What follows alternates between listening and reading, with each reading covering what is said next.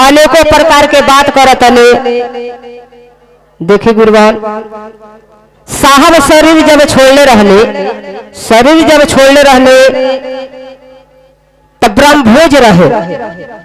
वो ब्रह्मभोज में बहुत गुरु बहन, बहुत गुरु भाई बैनर छपवा के, टाली पर बोर्ड लगा के, हर एक गांव में निकल के आप पैसा मांगे लो, अनाज मांगे लो, कहे लो कि हरेंद्रानंद के ब्रह्मभोज में भेजे के बाद खास गुरु बहन जब रहे लो पूछे लो कावना जगह ही जाए, काहे खातिर मांगा कर लो।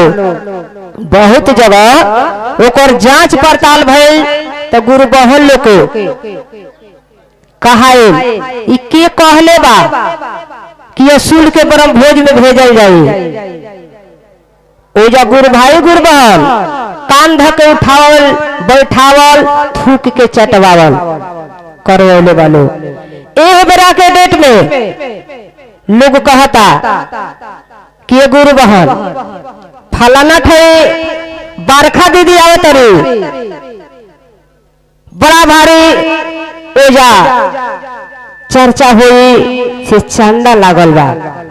गौर से बात के सुनी, जे शिव चर्चा में खूब विश्वास से बा ओकर बदलामी करावे खातिर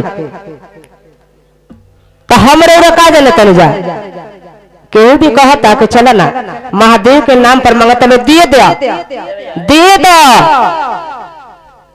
100-250 रुपये दिए दे तो का बिगाड़ ले कि जोन मांगता है आदमी अगला खातिर का बनावता, कितना कमाई खाई। ए बेड़ा शिवरात्रि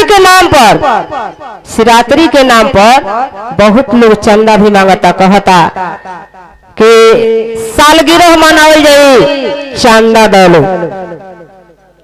करे के बाद साहब आदेश देले रहने प्रत्येक गांव में हरा भोला की आवाज गूंजे के चाहे।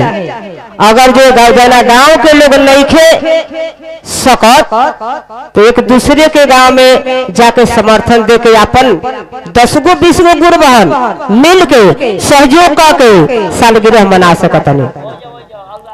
लेकिन इस सब जन काम बा ये बिल्कुल गलत बा।